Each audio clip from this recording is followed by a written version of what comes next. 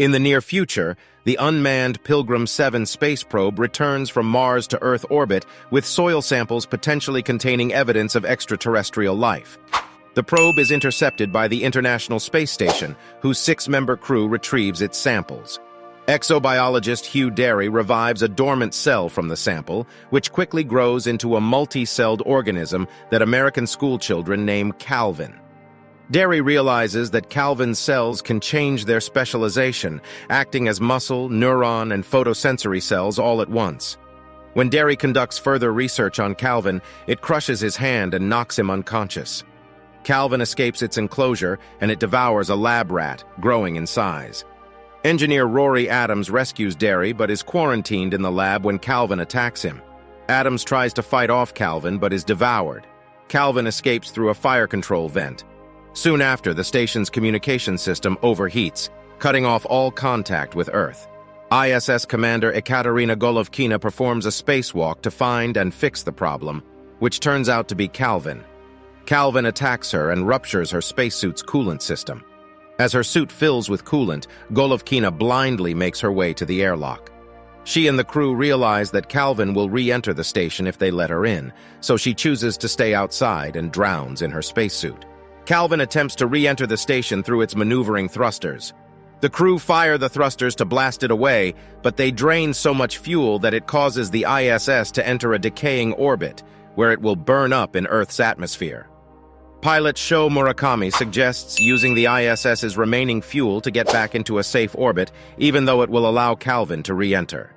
The crew seal themselves in one side of the station and prepare to vent the atmosphere from the other side to render Calvin dormant. Derry suddenly dies, and the crew finds Calvin feeding on his leg and are attacked. Murakami seals himself inside a sleeping pod, while Calvin tries to break inside. Physician David Jordan and quarantine officer Miranda North use Derry's corpse as bait to lure Calvin away and trap it in the other side. They discover a Soyuz spacecraft is on its way to intercept an earlier distress call from the ISS. As the Soyuz pushes the ISS out of Earth's orbit, Murakami tries to board the craft, which results in the Soyuz crashing into the ISS, killing him and the Soyuz crew and causing the ISS's orbit to decay again. The remaining survivors, Jordan and North, speculate that Calvin could survive re-entry into Earth's atmosphere, so they plan to lure Calvin into one of the ISS's 2 escape pods.